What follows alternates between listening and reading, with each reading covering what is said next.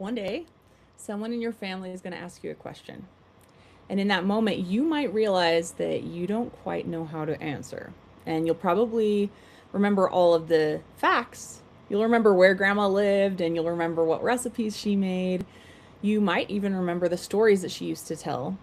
But you are likely to struggle when it comes to remembering the small details that made your memory special, like the expression on her face when she was teasing someone, the little phrases that she said without thinking that were just so her, the warmth in her voice when she welcomed everybody through the front door, and the smile on her face.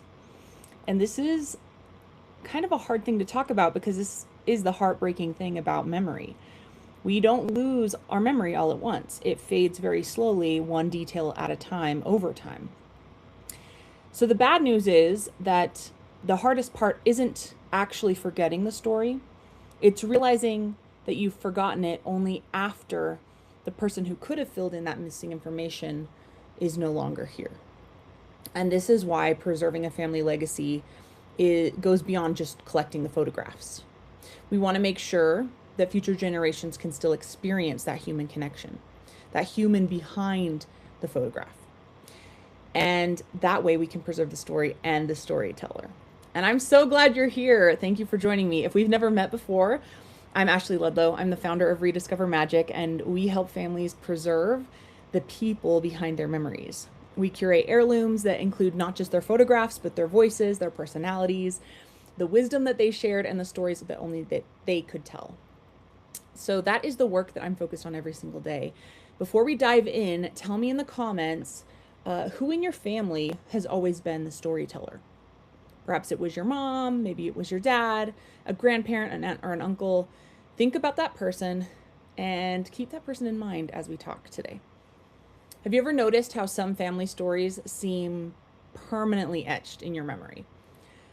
I'm thinking of, sitting around a dinner table and somebody starts telling the same story that we've heard a dozen times. And before they get halfway through, someone interrupts, of course, and says, "That's not how it went." And people are laughing, and maybe another person remembers a detail that nobody else does. And they might question it, and that everybody joins in, and it just becomes a lot of fun. In those moments, you might think that there's no way that you would ever forget the story. However, years later, you may try to tell it yourself, and you remember the overall idea of the story, but not the specifics. It's almost like an inside joke that you can't bring other people into. You know something funny happened, but you aren't sure what exactly. You're not sure what made everyone laugh. You remember your grandmother was a part of it, but not the expression on her face when she told the story. You remember that your father always loved telling this one story, but you can't quite tell it in the same way. And that is when you realize what fades first isn't typically the story itself, it's everything that made it feel like the moment in time that you remember. So, one of the biggest lessons that I'm learning from speaking with and helping families like yours preserve their stories in this way is this: we tend to remember our stories like headlines. We slowly start to lose the heart of the story, though. So, you might remember that your parents met at a dance, but you might not remember how nervous dad was. You might remember grandma moved across the country, but you may have forgotten to even ask her what she packed or what she was afraid of leaving behind. So we remember there was a favorite vacation, and sometimes nobody even knows why everybody kept going back to the same vacation spot. And there may actually be a reason, right, in history, back far enough, somebody knows the reason. But in cases like these, the facts will survive, but the feelings can fade. And yet, those feelings are what the future generations long for when they consider going back and revisiting memories through photo albums, through home movies, through any kind of preservation methods that we have. One day, somebody in your family is going to ask, "What was grandpa really like?" And they're not actually asking, like, when was he born? What year did he join the military? They want to know, was he funny? Was he patient? Did he tell terrible jokes? What made him light up? What made him cry?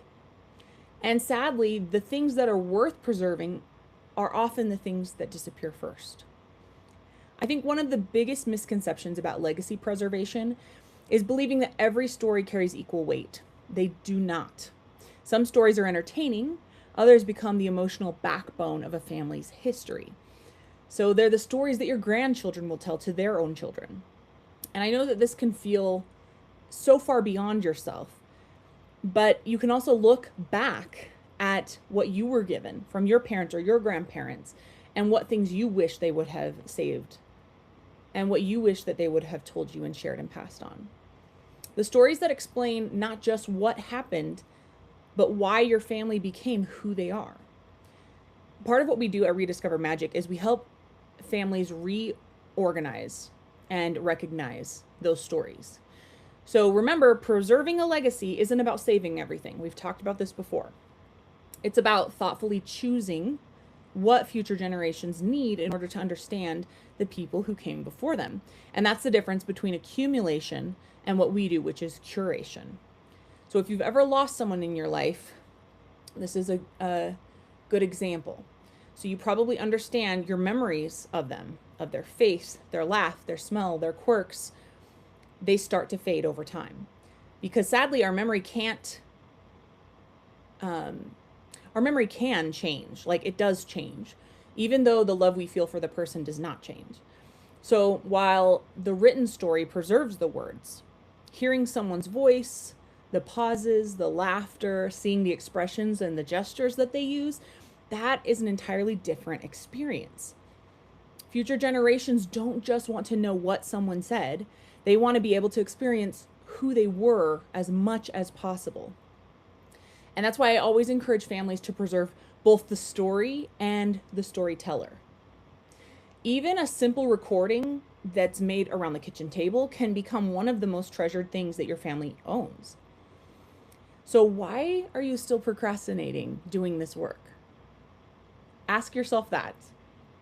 Put it in the comments. I want to hear, why are you procrastinating this? Why is it not a priority in your life? This will help me be super honest. One of the biggest reasons that families wait is because they imagine that this has to be perfect. They think they need the perfect list of questions. They need the best equipment. They need a full day clear of everything else from their schedule. Or they need a perfect interview. And so they wait. But I want you to think back to some of your favorite memories. Those stories aren't usually shared in perfect moments. In fact, almost never are they shared in perfect moments. They're shared over lunch or standing in the kitchen together, driving somewhere together, looking through an old album or watching home movies together. Sometimes all it takes is saying, "Would you tell me that story one more time? I would love to record it." And often a family legacy can begin with just one conversation. So there is one large caveat to this whole thing that I just mentioned, which is that recording is not the same as preserving. This is something that most people don't think about until it becomes a problem. Recording the stories is only the beginning.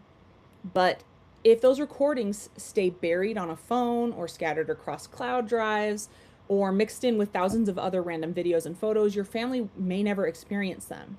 Or like we talked about last week, they might not even know that they go together. Most families know they should preserve these memories. They just don't know where to begin, and they don't have time for another project. Comment if this is resonating with you. Because a lot of people I talk to feel this way.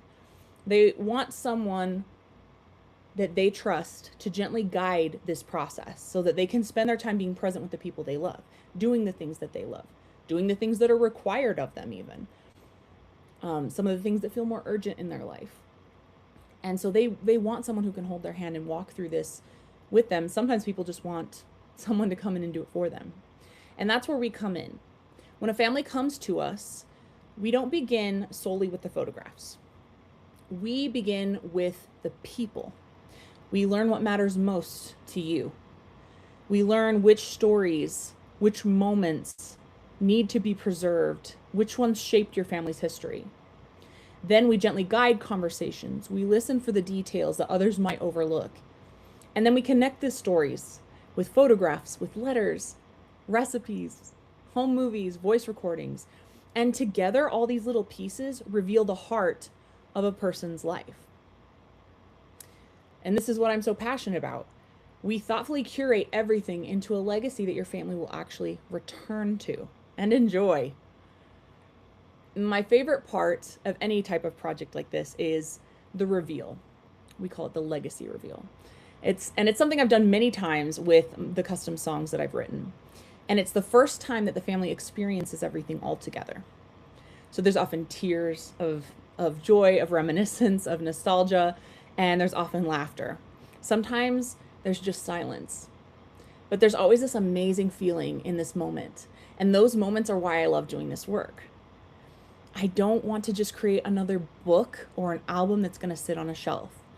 I want to create you an heirloom that you can give to future generations and give them the chance to get to know the people who came before them and to connect with them. Allow you the chance to reminisce, to go through and revisit these beautiful memories. Allow the people who see this to find a little bit of themselves in the stories. As I wrap up here, I want you to think about the person who came to mind at the beginning of this conversation. Whose stories would your family be heartbroken to lose? What question have you always meant to ask? What part of their personality do you hope that your grandchildren will one day experience? Please do not wait for the perfect day or the perfect time or the perfect equipment setup to do these interviews. Start with one photograph and one conversation. One day you will be so grateful you did. If there is someone whose stories you know your family can't afford to lose, someone whose voice and whose wisdom and whose personality deserves to be experienced for generations to come, I would be honored to help. Drop the word legacy, and I'll personally send you an invitation to schedule a complimentary legacy consultation with me. We'll talk about the people whose stories matter most to you and your family.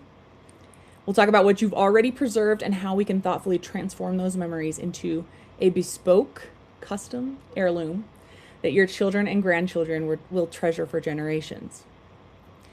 Preserving a legacy isn't like any other project that you might work on. It goes so much further than us. It's so much bigger than us, right?